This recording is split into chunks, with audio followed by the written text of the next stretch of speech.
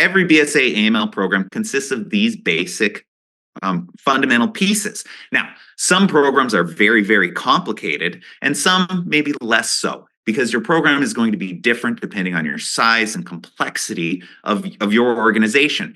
And it all starts with the risk assessment. Okay, the risk assessment is a process that your management team goes through, trying to figure out, okay, what should we be paying attention to? Depending on your size and your complexity, what are your greatest risks and how do you address them? We'll get into that more in a moment. But you also have a system of internal controls. Now, your system of internal controls, that's going to be your policies and procedures and processes.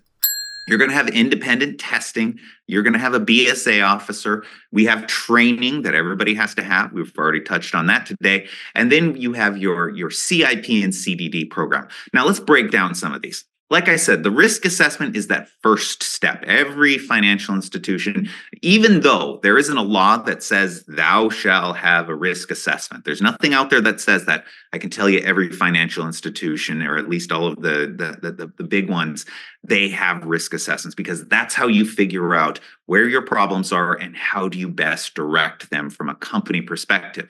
So maybe you're involved in the risk assessment process, maybe you're not, but that's how we orient things appropriately. Now, your system of internal controls, this is required by law. In fact, it's one of the pillars of your program, but it's your policies, your procedures, and your processes. Okay, policies, that is the board directive. This is what we're going to do. The procedures are the written process that you have in place that basically tells everybody these are the requirements. This is how we do things at this bank or credit union, and it's written out in a format that can be followed. And then the processes are that next step down. How does everything actually work on the ground?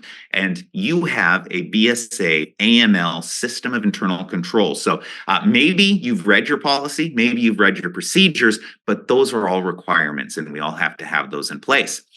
You also have to have independent testing. Maybe you've been involved in this as well, but independent testing is where you bring in an outside source, somebody, maybe an outside expert, to come in and take a look at your program and do some transaction testing and make sure that everything's working the way that it's supposed to. Or maybe you have an internal group that is completely independent from your BSA function, and they're going through and doing that moderating or independent testing. But this is a requirement. It's one of the pillars. It's how management finds out if your program is working the way it's designed to. So it's a very important piece, and every financial institution is required to get those done.